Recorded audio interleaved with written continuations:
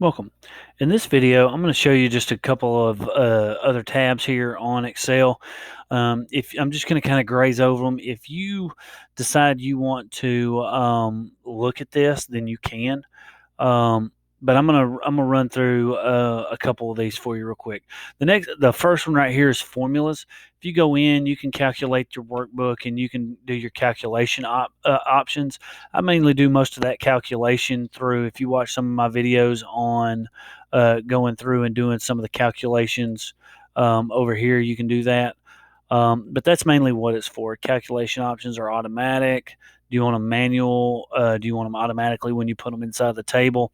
So that gets a little bit more complicated than what I typically use this for as far as school's concerned with a grade book or inserting progress monitoring data and just using very simple graphs for certain students and grades and things.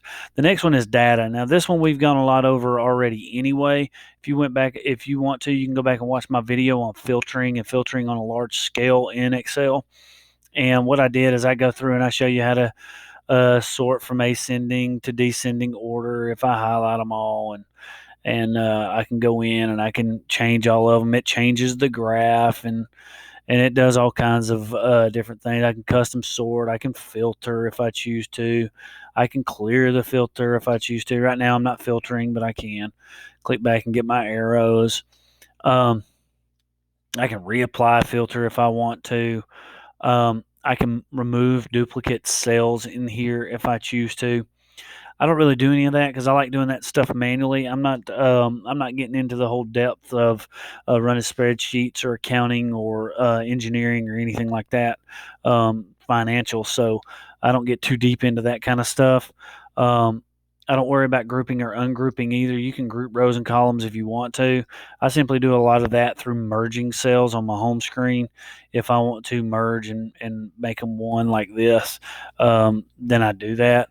But anyway, I don't really use too much of that when it's in there. Going into review, this is where you can go back and look at your spelling, your workbook statistics.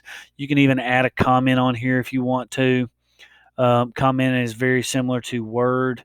If you go back and you look at Word where I put comments on the Word file, then there are little comments in here. If I go in and I type in here that somebody's left me a comment on this cell, maybe I need to fix it or whatever.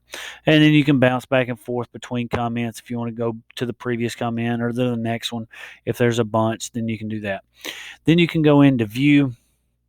Right now, I'm just on default. Yes, I see the grid lines. I can take them off if I want to, but I like seeing my grid lines pretty bold. And I can create a new sheet if I want to, new sheet view, and I can create a new window if I want to. Now, automate, I don't mess with any of this because I'm not doing enough keystrokes. But if you're in business or something, they'll record their actions. They'll click this. They'll go in and they'll do their spreadsheet. That way, it scripts it all out for them, and they can redo it again later, which is pretty cool. Might want to be. I mean, you could probably do some of that. Like if you're a statistics teacher or a econ teacher or something, you have them working on Excel, and then you have help. Last, if you want to open it up in the desktop app, if you have that on your computer, then you can click there and you can work on your desktop. Right now, I'm working online on 365, but if I want to work closed and offline, I can open that and it'll automatically download for me. So just a few extra tools for Excel. I hope that helps. Thanks.